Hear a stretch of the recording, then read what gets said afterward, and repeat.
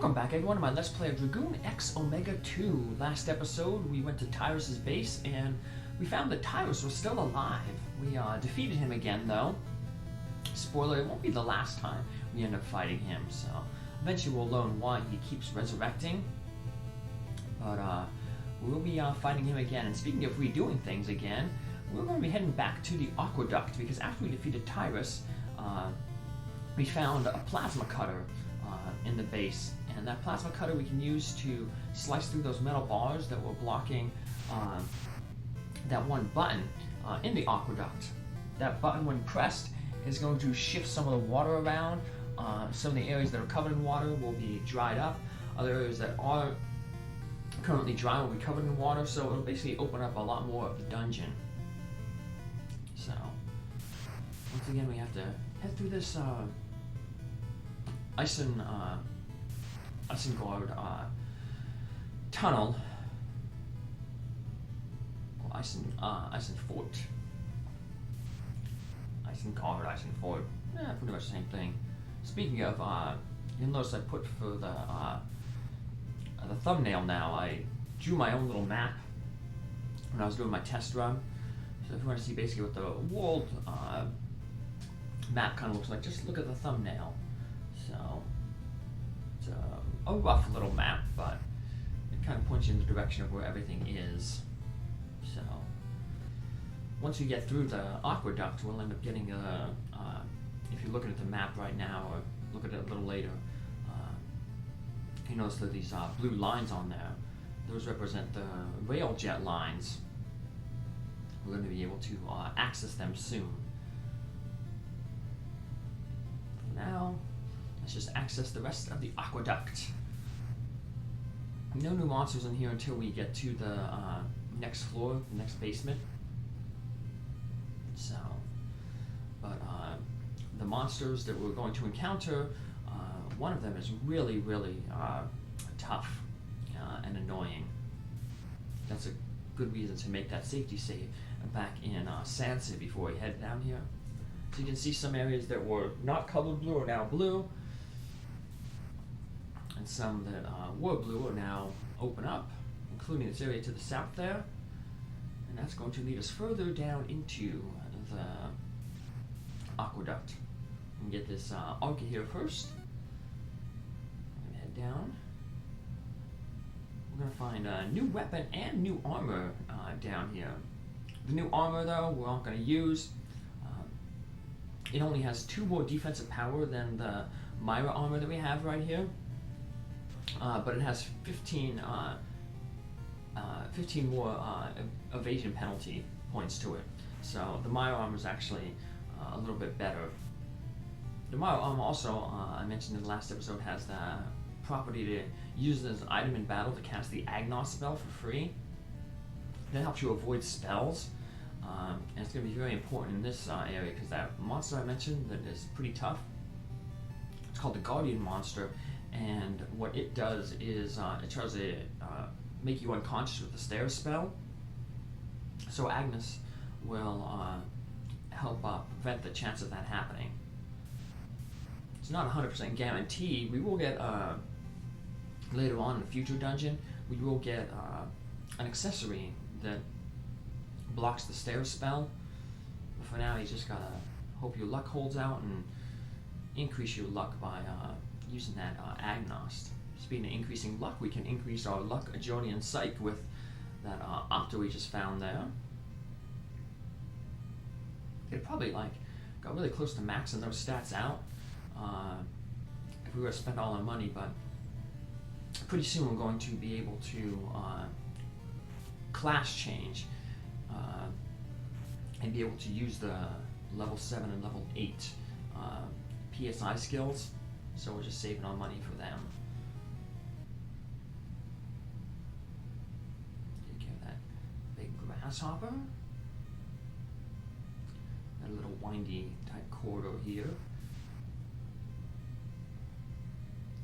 Beta. Once again, that restores all your PSI skills. And here are those Guardian monsters. You can see their first skill they use is Stare. I got lucky, I got a first strike on them. But can see, it doesn't really help all that much. But yep, so we got unlucky. They used the stair, and now Sargon is stunned for a few rounds. This is where it's important that we had some extra pills, and we didn't use any of our PSI skills at the aura tap level. So now we're going to use that to heal ourselves up. I have a few more battles with these guys, but they go much, much better. But I just wanted to keep in one that it does go pretty bad, so you can kind of see that, yeah, it's still possible to beat these guys even at the level that you're at. I said the biggest thing is just being lucky and having the first agnost fail on you. So, alright, one down. Now I just gotta take out the other one. Unfortunately, you see one of the other things they use is res. That's basically like restore, so they can heal some damage. Luckily, the one that used the res there, we didn't damage it at all, so it didn't change anything to have it use that restore spell on itself.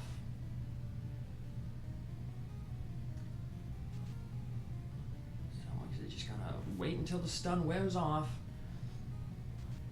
because it's all about being lucky.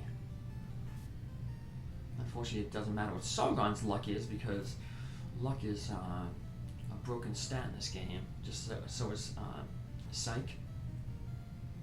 So it doesn't really pay to really max out your stats using those optas. So I've just been saving my money. The agility helps a little bit, but it's not really a good use of your money. Buying those optas to max out those 3 stats.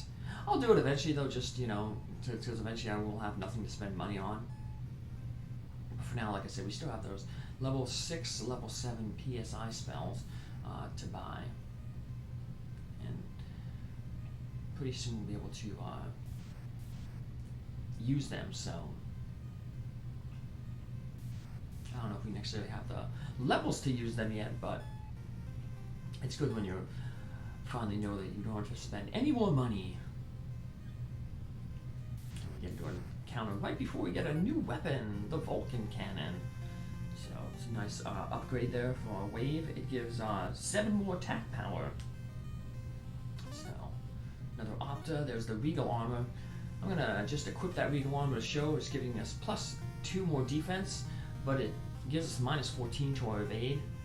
So the evade is much better. We'll just stick with the evade.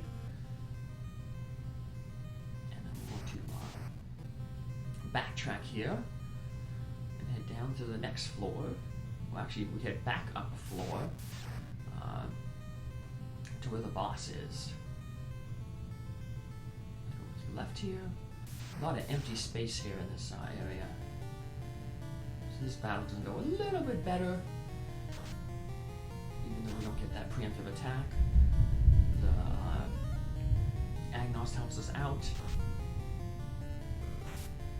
If you manage to sell the mirror armor, Agnost though is a lower level spell, so I think it's a level 3 PSI, so you can always cast that yourself.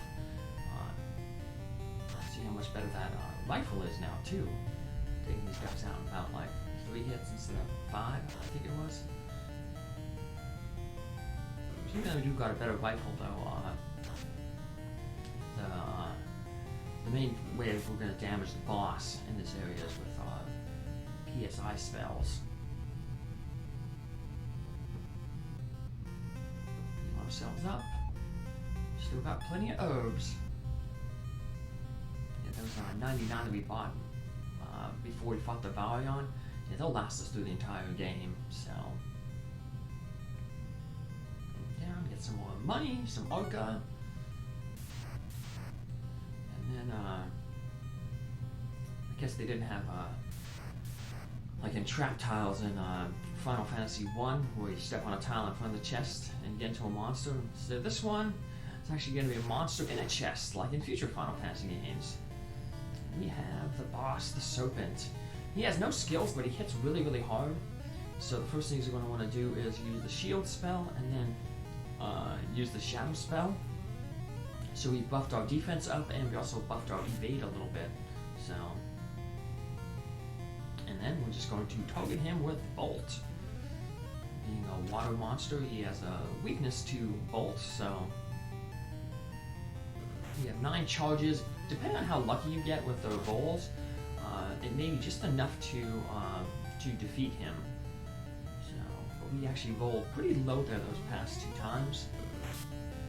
Sometimes you might get a good shot that does, you know, like 100 or more damage. If you're lucky with that, then, like I said, all 9 of your charges will take it out. That was a nice one there, 100. Like I said, we're just Sargon. Our Sargon ain't too lucky, so he's gonna have to finish it off with the gun, the Vulcan cannon. But like I said, we do enough damage that it won't take too long to finish him off with the Vulcan cannon.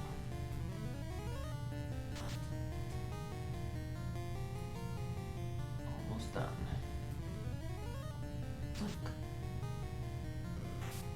One of the weird things is, in some future Final Fantasies, when you open the chest, well, in Final Fantasy III, for instance, you open the chest and you get the item. You can actually use the item in the battle. And then in some future ones, you won't get the item until after you defeat the enemy that came out of the chest.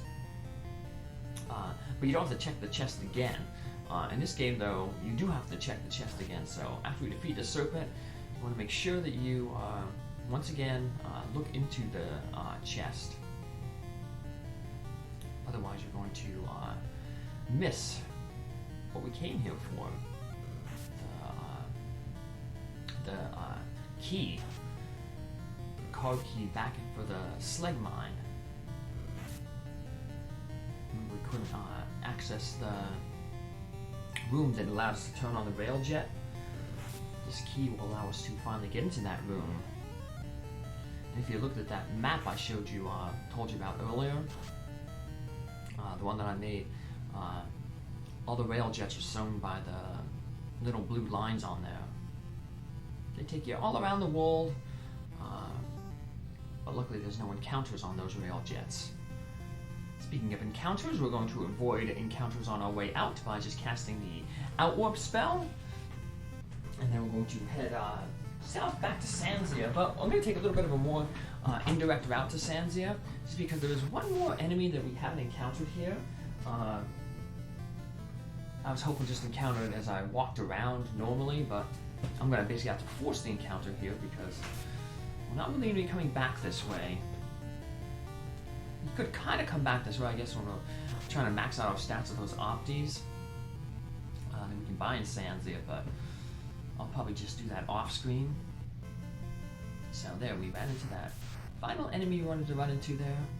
We'd also have to farm an encounter in the desert. There's an enemy there that I didn't get. I was hoping to get it there, but since I knew I was going to be heading back there anyway later on to get those level 8 PSI spells, I figured, well, if I don't get it, I'll just get it then. So we can sell that regal armor, get rid of that, and then we can head back to. I'm gonna head back to Isenfort. Like I said, our main goal now is actually though to get to the sledge mine, but the episode's running kind of a little long, so we'll just maybe I'll save there at Isenfort. But now that we have all that good armor, better weaponry, we still don't want to head to that secret passage to get the money and piece of armor that or accessory that we're missing in this hidden passage here. Enemies are still a little too strong, but one enemy that isn't strong enough that we can actually start fighting now is those Pharaoh's monsters. So I'll show myself fighting one of them.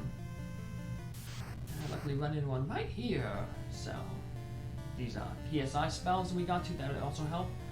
This guy hits really, really hard. He doesn't have skill, so he's kind of like almost just like that serpent. He just doesn't have the weakness to the bolt. But we're going to fight him pretty much the same way. We're going to cast the shield spell first to increase our defense, then cast the shadow to increase our evasion. And instead of hitting with bolt, we'll just hit him with our weapon.